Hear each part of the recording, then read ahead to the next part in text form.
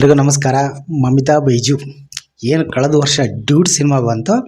ಅಂದರೆ ಅದಕ್ಕಿಂತ ಮುಂಚೆ ಪ್ರೇಮಲು ಸಿನಿಮಾ ಬಂದಾಗಲೂ ಕೂಡ ಅವರು ಸೆನ್ಸೇಷನಲ್ ಆಗಿದ್ದರು. ಬಟ್ ತುಂಬ ಸೆನ್ಸೇಷನಲ್ ಆಗಿ ತುಂಬ ಸ್ಟಾರ್ ಆಗಿ ಅವರ ಪಾಪ್ಯುಲರ್ತೆ ತಂದುಕೊಟ್ಟಿದ್ದ ಸಿನಿಮಾ ಅಂದರೆ ಡ್ಯೂಡ್ ಅಂತಲೇ ಹೇಳ್ಬೋದು.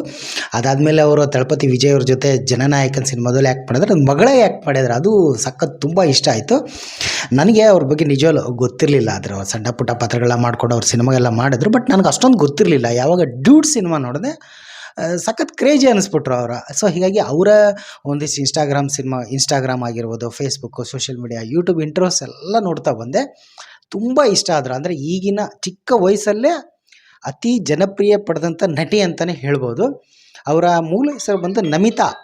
ಸೊ ಅವರು ನಮಿತಾ ಅದು ಏನೋ ಸ್ಕೂಲಲ್ಲಿ ಬರ್ಕೋಬೇಕಾದ್ರೆ ನೋವಾಗಿ ಮಾಡ್ಬಿಟ್ರಂತೆ. ಅದಕ್ಕೆ ಅವರು ಮಮಿತಾ ಬೈಜು. ಸೊ ಹೆಸರು ಕ್ಯೂಟ್ ಸ್ಮೈಲ್, ಒಂದಿಷ್ಟು ಆ್ಯಂಗಲ್ಸ್ಗಳೆಲ್ಲ ಹೇಳ್ಬಿಟ್ಟು ನಗು ಅಂತ ಹೇಳಿದಾಗ ಎಷ್ಟು ಚೆಂದ ಕ್ಯೂಟ್ ನಗ್ತಾರಲ್ಲ, ಅದು ತುಂಬ ಇಷ್ಟ ಆಗುತ್ತೆ. ಇನ್ಫ್ಯಾಕ್ಟ್ ಕರ ಸಿನಿಮಾದಲ್ಲೂ ಅಷ್ಟೇ ಧನುಷ್ ಅವ್ರ ಜೊತೆ ಆ್ಯಕ್ಟ್ ಮಾಡಿದ್ದು. ಎಷ್ಟು ಅಂದರೆ ಚಿಕ್ಕ ವಯಸ್ಸಲ್ಲಿ ಅತಿ ಪ್ರಬುದ್ಧತೆಯ ಪಾತ್ರ ಮಾಡಿದ್ರು. ಅದು ನನಗೆ ತುಂಬ ಇಷ್ಟ ಆಯಿತು. ಅವರ ಯಾವ ಸಿನಿಮಾ ನೀವು ನೋಡಿರ್ತೀರ ಪಕ್ಕ ಇವತ್ತಿನ ಒಂದು ಸೆನ್ಸೇಷನ್.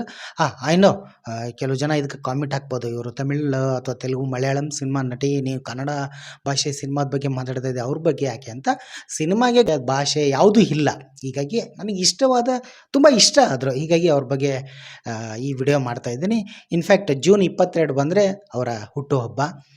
ಅಂದರೆ ಚಿಕ್ಕ ವಯಸ್ಸಲ್ಲೇ ಒಂದು ಪಾಪ್ಯುಲಾರಿಟಿ ಬರೆದ್ರು ಅವರ. ಆಮೇಲೆ ಬರೀ ಪಾಪ್ಯುಲಾರಿಟಿ ಅಂತಲ್ಲ, ಒಂದು ಅಭಿನಯದಲ್ಲೂ ಅಷ್ಟೇ ತುಂಬ ಪ್ರಬುದ್ಧವಾಗಿ ಆ್ಯಕ್ಟ್ ಮಾಡ್ತಾರೆ.